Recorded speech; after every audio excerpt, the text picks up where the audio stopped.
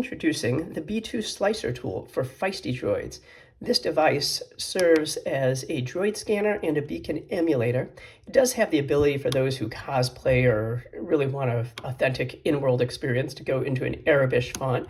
However, I'm going to keep it in the Roman font. The Roman font does have a Arabic quality to it, although it is Roman, so you can still read it easily. And I'm going to use that just because it's going to be easier for people to follow in this video. It's got two functions, as I mentioned, a beacon emulator, which will allow it to emulate various beacons of either droids or various locations throughout Batuu. Now, because I've got multiple droids, they're going to be reacting to each other anyway, so I'm not going to really be able to get a whole lot of show with the beacon emulator. But basically what you would do is, if you wanted to use it, you just select the beacon you want, and you can broadcast it, and then whenever you're done, you just hit the button, and that'll stop the broadcasting. And the droids respond usually every 1 to 4 minutes or so to those beacons. The other function is the droid scanner function. What that's going to do is it's going to scan for nearby droids, so it should pick up 3 droids here.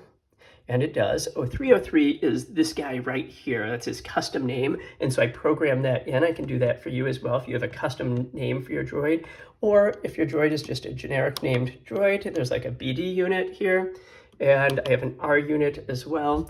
And so these are my volunteer droids. And I want to show off one of the new functions on the beacon emulator here, or the B2 slicer tool.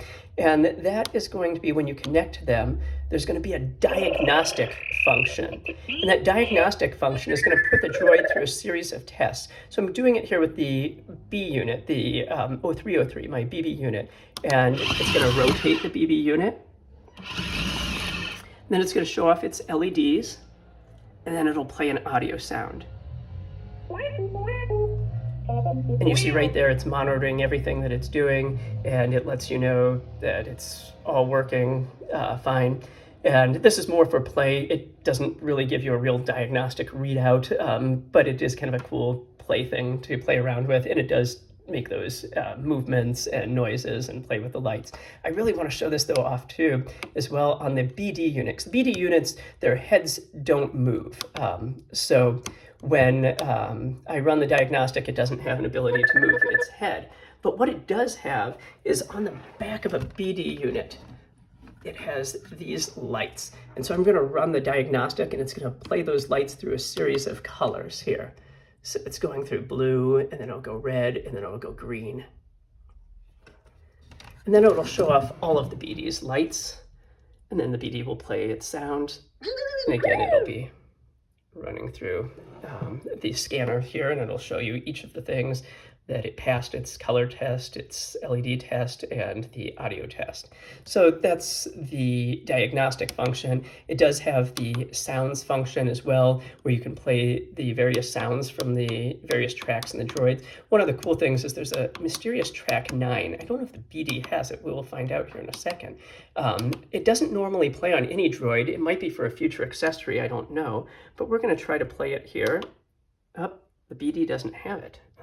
It's an interesting thing. So it's not available. So maybe it really is for a future accessory because the BDs don't have group 9. So we'll switch out here. We'll go to one of the other droids. We'll go over to the R unit because the R unit does have accessories. So I'll connect to the R unit.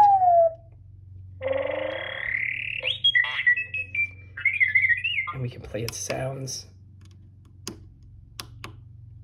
And we're going to try that track 9 again, because I know the R unit has a track 9, or group 9, sorry.